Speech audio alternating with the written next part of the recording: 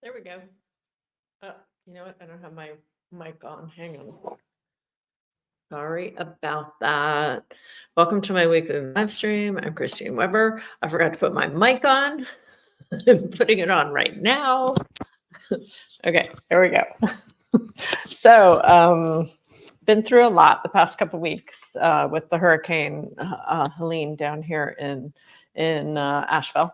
And we just got our power on last night. There are many people that are still suffering, many people, even students I know, that don't have power or water. Lots of people have trees on their house or their houses got flooded. So please donate to Asheville. We appreciate it. If you're not sure where to donate, a couple of my favorite places are Mana Food Bank and Be Loved is another great place. If you want to donate to Marshall, then I recommend checking out the Prama Institute. It's my friends up at the Prama Institute who, I'm sorry, I'm just checking something on my computer, who are doing great relief work down here in Marshall and taking donations. They're feeding everybody.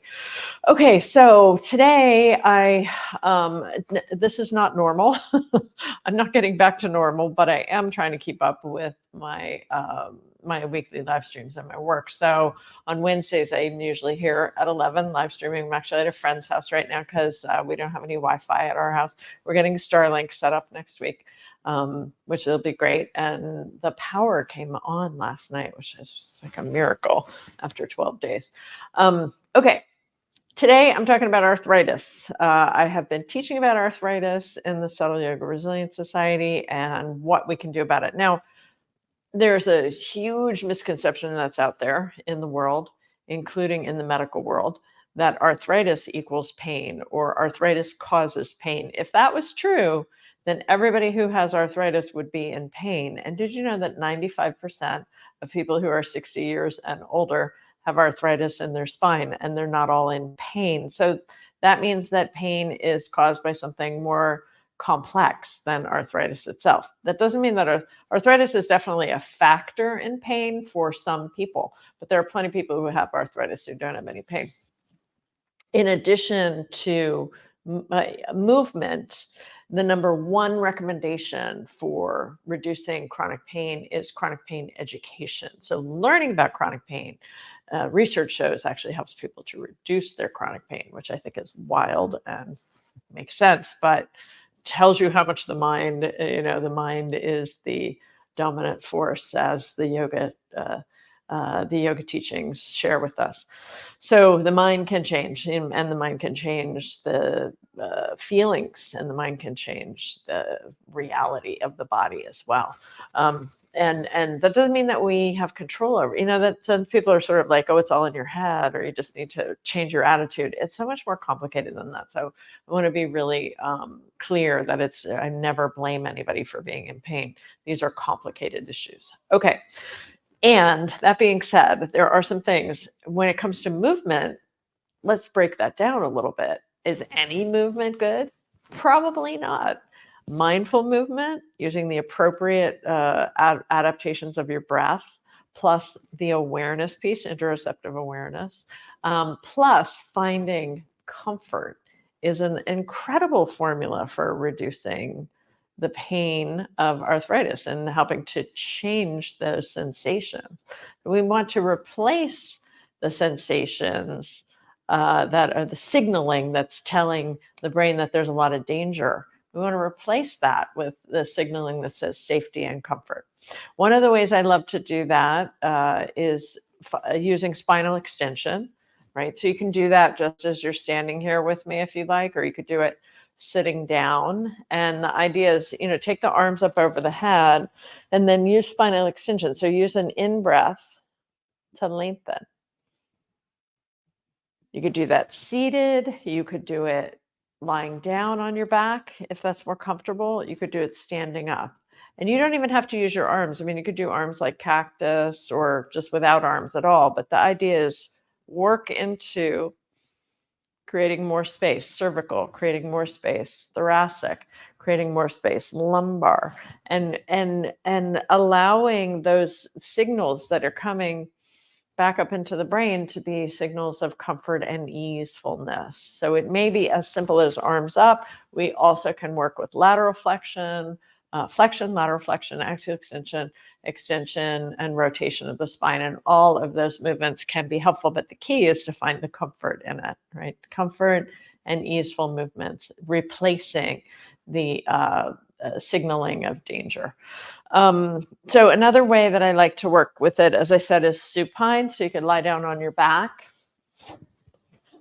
And it may be and feet flat can be helpful.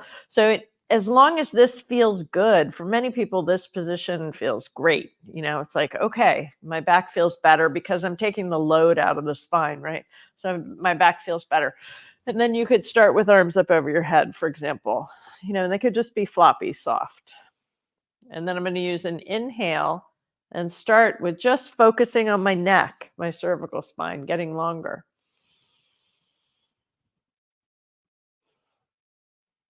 And then I'm going to take my inhale and imagine it's moving into the thoracic, into the middle of my back.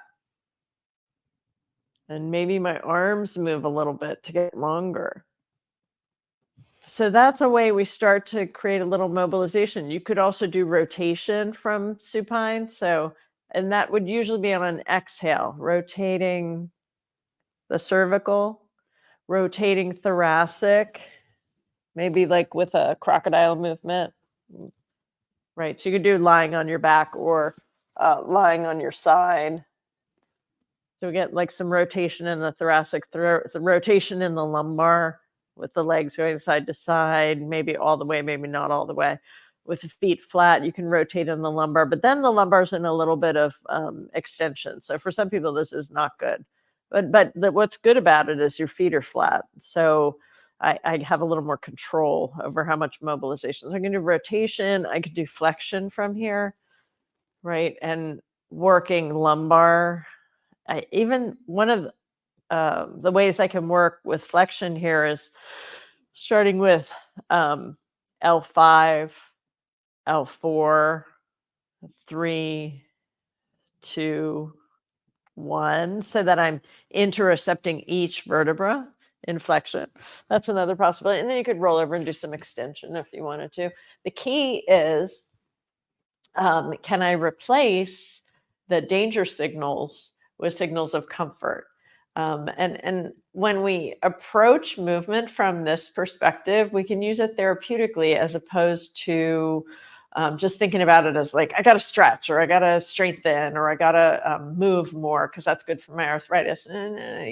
Yes, you need to do that, but you can do it with a level of awareness, which brings a whole new kind of magic to the process.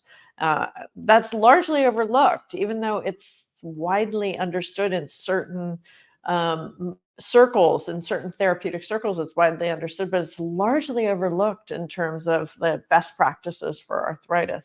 So I hope that's helpful. Please leave a comment and let me know what else you want me to talk about in future live streams. I'll be back again next Wednesday.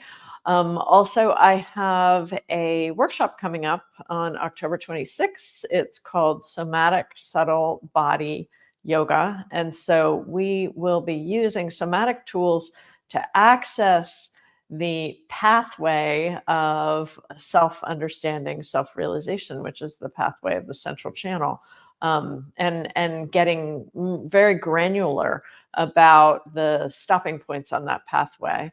And what the yogi said about the mental emotional potential for healing in those stopping points, and which are the chakras, of course. So I'd love you to join me for that. You can find out more about that if it's not on subtleyoga.com, just send us an email. Just support@subtleyoga.com, and we'll send you the link. Thanks so much for being here, and I'll see you next week. Lots of love. Take care.